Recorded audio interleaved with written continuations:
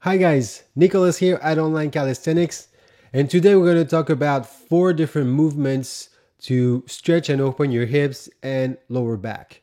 It's very common that training leads to tight hips and back, so it's very important that we constantly spend time to release the tension there, and I'm going to show you how with these 4 movements. So let's start with the child's pose.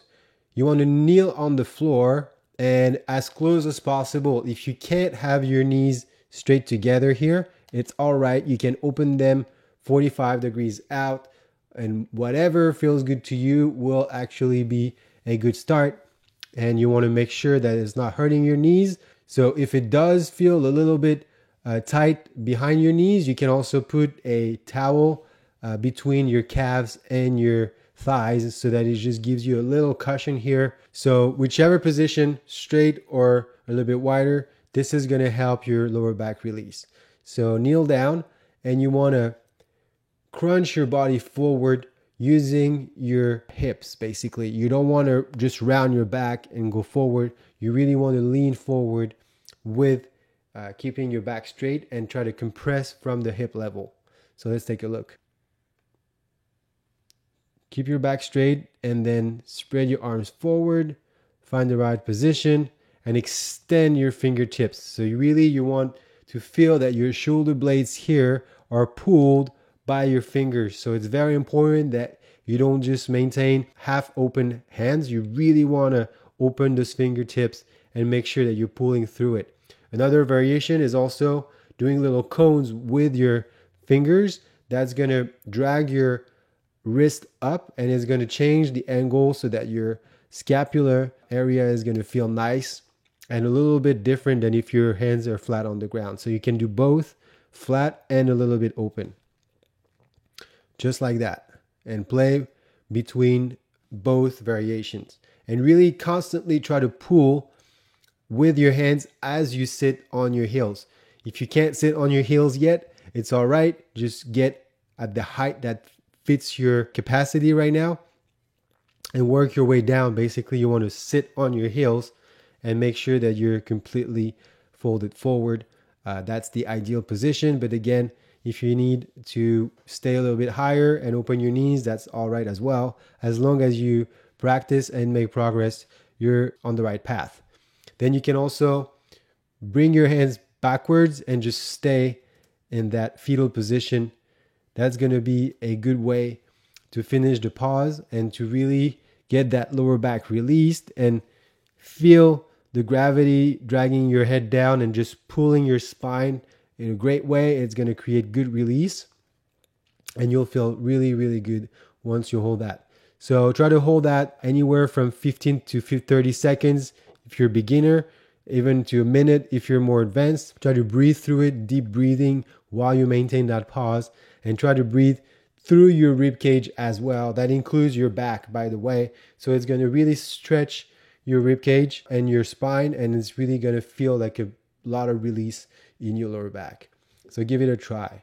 Once you've accomplished that pause, you can combine it with the kneeling back bridges. So it's coming right after this one, and you can make it a transition by just placing your hands, fingertips facing backwards and shoulder open, and you're gonna open your mid-back section and peg to the ceiling so that you're stretching your hips, hip flexors, rib cage, shoulders. It's really a complete stretch, and you want to really exhale hard while you do that. So for those of you who need to open your legs even more than that, that's fine.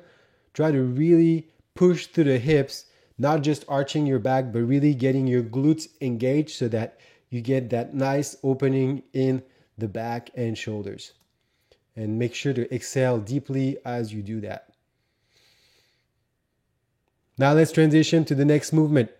It's called the frog stretch. It's a laying frog stretch. So you would open your hips just like in the video right here. Use your elbows as a support so you can gauge how much opening you can take.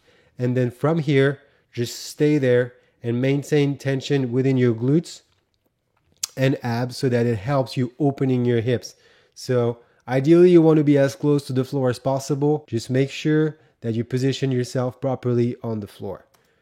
So here's that look. You want to also maintain a good tension in that mid-back section here. So hollow your body as you do that. That's going to help opening the hips and stretching it out. An important factor here is to keep your feet engaged as well. So here's how it looks from the side. And an important detail here is to keep your feet flexed. So you don't want to have your feet loose on that. You really want to have those feet engaged so that it really triggers the stretch all the way through your spine. So make sure that your feet are perpendicular to your legs and not just hanging out loosely in the back, because that's going to create a good amount of tension that's going to open all the hip section here. What you can do is going back and forth to open little by little, then go wider if need be, and go lower to the floor as much as possible.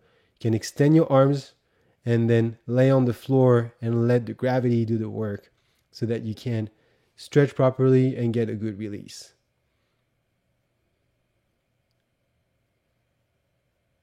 The last thing we're going to talk about is the mid-back opener with yoga blocks. It's a very good stretch. You put one block vertical and one block horizontal. And basically it's going to create a little T like this. And you're going to lay on it. Your back is going to go on the mid block and your head is going to lay on the further one. So let's take a look. Gauge where you're at. You want the bottom of the first block to get into your lower back. So just a little bit higher than your hips, where your lower back starts to feel flexible. You want to put the edge of the block on that area. Then lean slowly down and get the block all the way through your mid-back section and let your head lean on the last block here. And take a good breath and exhale. So really feel the mid-back section opening. Spend any amount of time from 15 to 30 seconds in that pause and repeat for a couple of sets. You can use that duration for all the movements we just talked about. That will be fine, and it's really about how you feel. So if it feels like too much, just reduce the amount of time. If it feels like it's not enough, just prolong the time a little more. Use your hands on the floor and your arms to get back up. So that's it for today, guys. These movements are great to release your back and your hips. It will absolutely work. By the way, they will be part of the Yoga Aesthetics program coming up on the platform at onlinecalisthenics.com. It's a really good program that mixes yoga and calisthenics together. So stay tuned for this. In the meantime, you can subscribe to the channel if you're new and drop any questions in the comment. And I will be back next week with a new video. Take care, guys.